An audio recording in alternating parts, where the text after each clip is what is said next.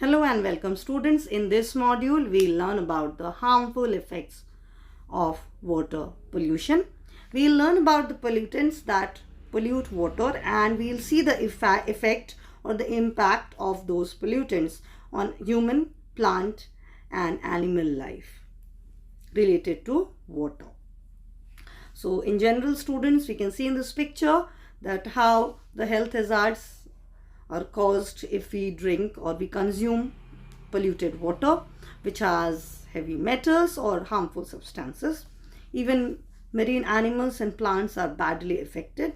You can see this is the symptom of certain disease that occurred due to the consumption of polluted water. So students, we know that the sewage and domestic waste, that is the waste that comes out from our homes, from our houses, they also help in deterioration of the quality of water.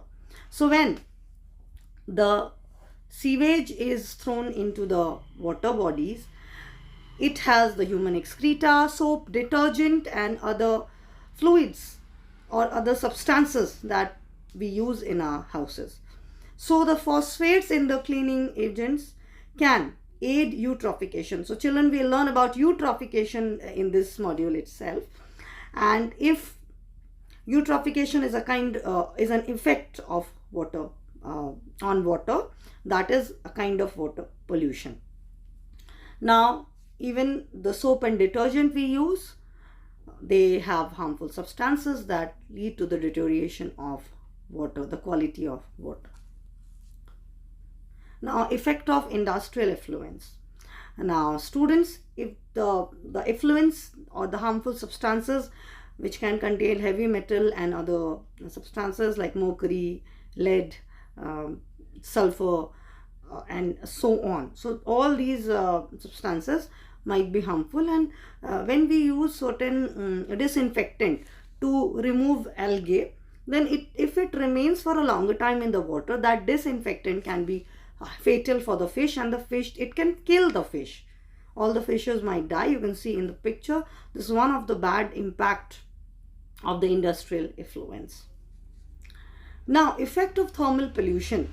Now the pollutants that cause thermal pollution in the water, and as a result of thermal pollution, what happens? Biological oxygen demand. So here, when suddenly much heated water from the industries or from other sources are thrown into water bodies, then there is lack of oxygen, and this reduced oxygen is very dangerous and hazardous for the plant and animal life, the aquatic plant and animal life.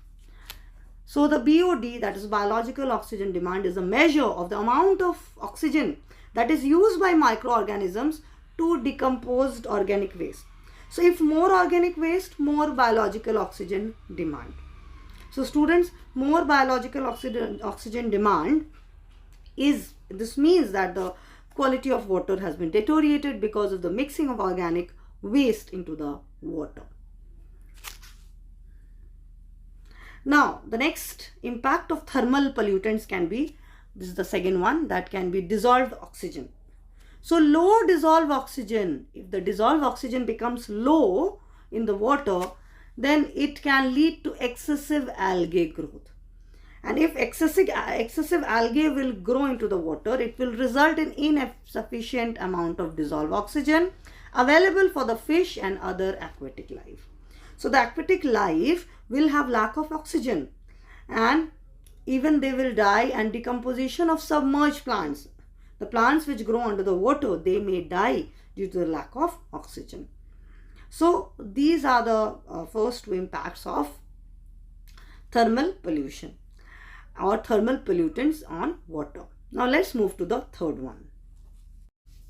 Now students, the third impact of thermal pollution is eutrophication. So let us understand first what is eutrophication. So it occurs when excess of nutrients enter into aquatic ecosystem. For example, if from an agricultural field during rainy season, the rainwater dissolves all the pesticides and insecticides in it, and when the water flows and goes and mixes into the nearby lake or pond, then a lot of nutrients mix in the water, and then this leads to drastic increase in algae growth, because certain substances get mixed into the water and leads to an uncontrolled growth of algae, and this may happen in fresh water or ocean. The reason is natural or anthropogenic, means naturally also substances can get mixed, but mostly it is anthropogenic, means due to human activities and human influence by using fertilizers and detergents. So the substances in detergents and fertilizers, when they get mixed into the water, leads to intensive algae growth, and this is called eutrophication. So what happens due to eutrophication? Because of this, the weeds, that is the grasses and the plant life it flourishes, or we can say that the growth is so excess that the oxygen reduces. All the oxygen is consumed by the fast growing algae, and it reduces the oxygen, and sunlight also cannot penetrate, and this is very hazardous for aquatic plants, that is the underwater plant and animal life. Now students, the next one is the effects of radioactive pollutants on water bodies. So it weakens the biological immune system. When the pollutants, radioactive pollutants are added into the water, then it weakens biological immune system, and the symptoms like vomiting, diarrhea, epilepsy, nausea can be seen, and these are the health hazards caused due to radioactive pollutants when mixed with water. So students, these are the different effects of certain pollutants on water which causes water pollution, and they have impact on human health, plant life, that is the aquatic plants, and also the living organisms present in the water. So students, thank you very much. That's all in this module.